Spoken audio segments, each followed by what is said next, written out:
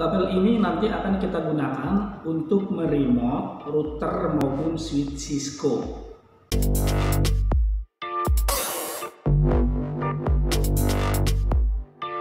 Halo teman-teman, kita melanjutkan lagi tutorial-tutorial di video-video sebelumnya.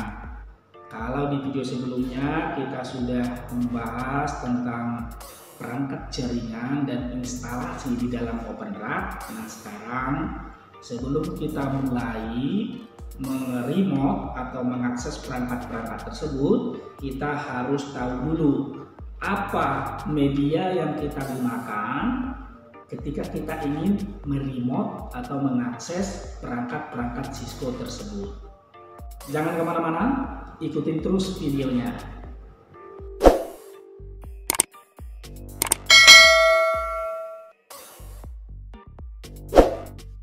Baik, kita mulai dari kabel konsol yang pertama. Kabel konsol jenis ini namanya adalah DB9 2RJ45. Kalau komputer biasa, kita tidak memerlukan konverter tambahan untuk bisa terhubung ke komputer maupun laptop nantinya. Tapi, kalau kita menggunakan laptop untuk meremote router maupun switch tersebut, maka port serial DB9 ini harus kita pasangkan dengan konverter to USB. Ya, itu yang pertama. Nah, konverter yang akan kita gunakan supaya kita bisa melakukan remote atau mengakses nanti perangkat Cisco tersebut, yaitu adalah yang namanya biasa disebut dengan kabel ATEN. Nah, ini kabel ATEN, ya, kabel ATEN DB9 to USB. Jadi kabel ini harus kita pasangkan female dan male di RS232 supaya nanti kita bisa melakukan akses lewat laptop maupun lewat PC terhadap perangkat jaringan Cisco. Bagaimana cara untuk menentukan port aksesnya? Nanti USB ini akan kita hubungkan ke port USB yang ada di laptop. Baru yang RJ45 ini nanti akan kita hubungkan ke port konsol yang ada di router maupun switch, ya. Jadi ini untuk laptop, ini untuk port konsol di router maupun switch. Nah, itu yang pertama, yaitu kabel konsol DB9 2RJ45.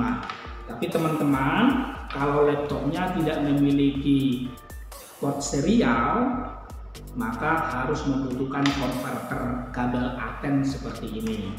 Ya, teman-teman bisa cari dimanapun di internet banyak.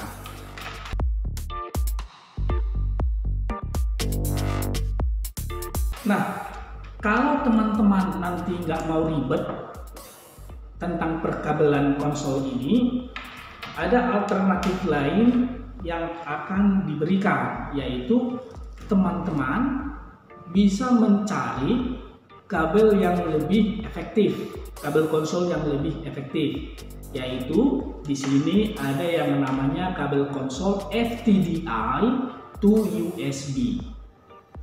Ya, kabel FTDI to USB ini adalah kabel konsol dengan satu ujungnya RJ45, satu ujungnya adalah kabel port USB.